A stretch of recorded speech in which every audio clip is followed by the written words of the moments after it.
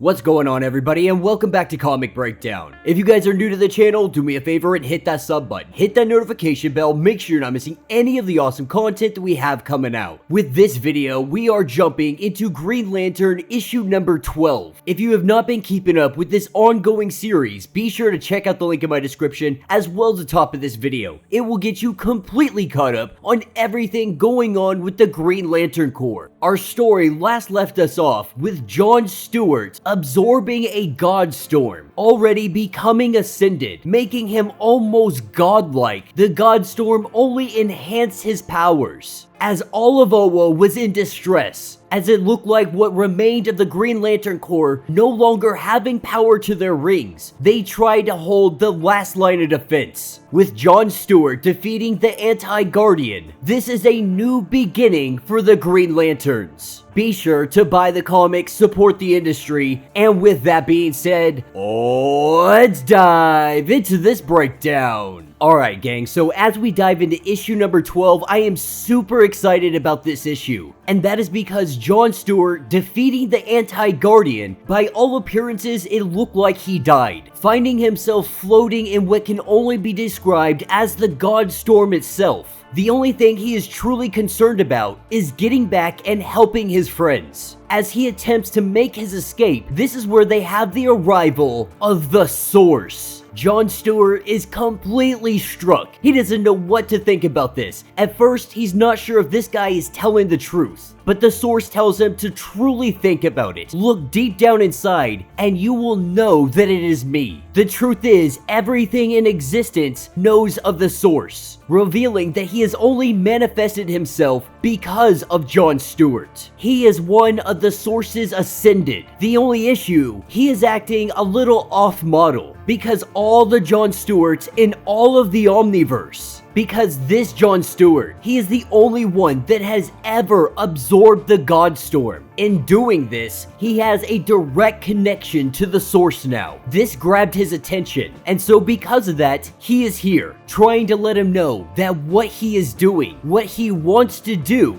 it's not gonna work. Meanwhile, on the surface of Oa, everybody is trying to regroup after this giant battle with the Anti-Guardian. John Stewart is missing, the Guardians that were remaining are gone as well. They are all presumed to be dead by the Green Lantern Corps. And while everybody is regrouping, the Source is trying to let John Stewart know that using the God Storm's power to stabilize the spectral energies with the magical, that's going to take every bit of his own energy. He will run himself completely out. Of course, John Stewart doesn't care about this. The only thing he cares about is everybody else. He knows everybody needs him. He knows that the universe needs him. We see a giant spherical God storm that is forming, and from this bubble, an energy blast goes out in all directions. In the blink of an eye, all of Oa is repaired. Every ship that has damage, every building is restored back to its rightful glory. While everybody is trying to figure out what that energy blast was, how this happened, and why it happened, it leads them to this God Storm. Not really sure what the heck is going on. Hal Jordan begins to feel something, reaching out to this sphere. Closing his eyes, he manifests his ring back onto his finger. In the blink of an eye, Hal Jordan is back to being a Green Lantern. And this blows his mind, because he'd been cut off from the Cosmic Grail. He shouldn't be able to manifest and reconstruct his ring. But moreover, this feels like his original ring. Now the question is, if it wasn't the Cosmic Grail that gave your ring back, what did? Hal Jordan now wanting to run an experiment. He tells everybody to go grab all of the lanterns that are remaining, 600 of them to be exact. Gather all of them around the sphere. As they gather every single one of the rings, they head back to what they are calling the beacon. Hal Jordan knows that this is John Stewart's doing, not knowing how or even why this is possible. He knows that in his death, this beacon was left behind for the Green Lantern Corps to be reborn. In a giant surge of green energy, we see every single one of our lanterns get hit with this lightning, and in an instant, every single one of them now have their powers back. There are a few things that are different. Some of our Green Lanterns, they are now sapphire. Some of them even blue. Now, of course, Hal Jordan, he has no idea why this happened. He didn't even know that this was possible. But it happened for a reason, as everybody rejoices because they now have their powers back. The one individual that doesn't is Simon. Not understanding why this is, he's still accepting it, because at the end of the day, his armor's still good, so he can still be of some kind of use. Telling him to turn around, we see all of the Green Lantern rings, they come flying up into the air. These are the rings of every single dead lantern. As one of these rings lands on Simon's finger, we see all of the other floating rings. They turn into a sort of avatar of the individual that wore the ring when they died. And now we're really in some uncharted waters. Nobody knows what to think of this. The only thing they know is that every one of those lanterns, they are back in some way, shape, or form. With the city rebuilt, with their power now restored, we are taken back to the source. And he admits to John Stewart that that was impressive. You put the Green Lanterns back on their feet. He gave them a new foundation. Not only that, he was able to return all of their fallen, or at least what remained of the fallen. The source refers to them as remnants. Even in all of this work, the source tells him that it's not going to work. The source knows it, John Stewart knows it, and there is no kidding one another. For John Stewart, he gave them the opportunity, the chance to truly restart and have a new beginning. This is all that he cares about, and he would do it 1,000 times over. But what the source is talking about is the fact that he can't die this way. While he may be completely drained, his tank is on absolute empty. The source informs him that he literally can't die. He absorbed a god storm. That tank never runs dry. As he slowly starts to get more energy into his body, as John Stewart begins to get more power into his body, as the energy starts to fill him up yet again, the source is asking him, why are you trying to reject your ascension? This is a power that John Stewart never truly wanted. Regardless of wanting it or not, he absorbed the God Storm. This isn't some accidental superpower. It's not a Green Lantern ring. This is something he can't just throw away. He has ascended, so now this makes it a part of him. He believes that this is far too much power though. He has seen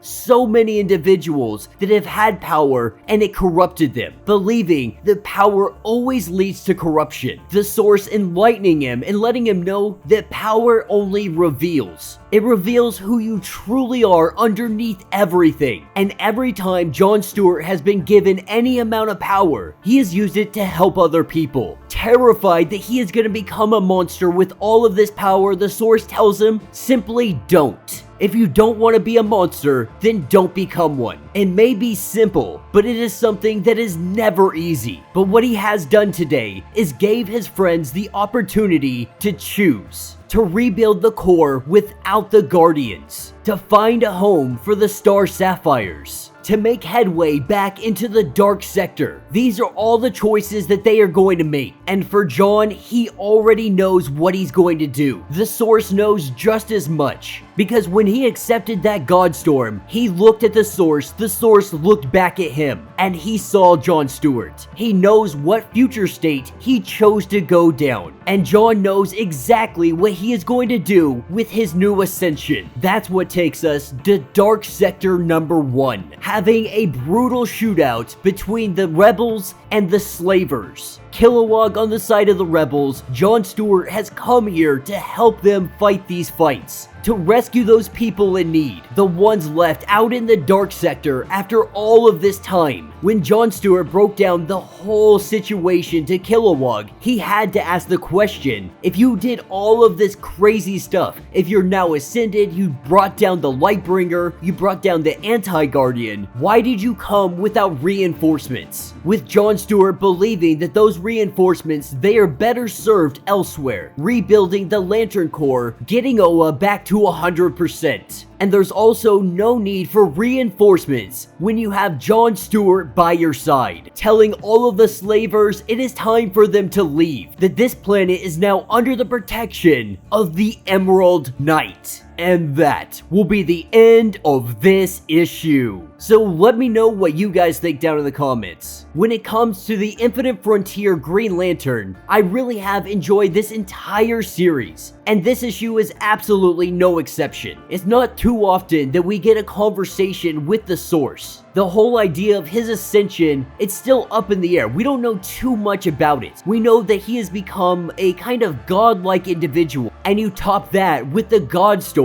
This gives him a mainline injection to the source. And if we read that correctly, that means that Jon Stewart has an unlimited source of power. He was able to bring back the entire Green Lantern Corps, and it only took him out for like a couple of minutes before he was back to 100%. I think a lot of fans are going to be happy with the whole outcome of this situation. With our Green Lanterns now having their power back, we're going to get some good old-fashioned space police stuff. When it comes to Jon Stewart, on the other hand, I am curious if he is so powerful, if he is ascended and has the Godstorm and all of this craziness. Why is he fighting on the ground with Kilowog? Why does Kilowog not have his powers back yet? You know, there's so many unanswered questions. You would think for someone that is ascended, that has the Godstorm, a direct connection to the source, they wouldn't need to be on the ground wielding a sword. I find it very odd that you build up a character to be this godlike being, and then you throw him in the trenches, and he's fighting side by side with people that are shooting laser guns. I feel like it's just, it feels really inconsistent with everything that has been building up for Jon Stewart so far. Now referring to himself as the Emerald Knight, we are going to see his journey through the dark sector. So let me know your thoughts, let me know your theories. If you would like to support the channel, you can always do so by hitting the Super Thanks button. This button will let you donate directly to the channel, and every little bit helps us out. If you can't do that, do me a favor and hit that sub button. Hit that notification bell, make sure you like this video, and until the next breakdown.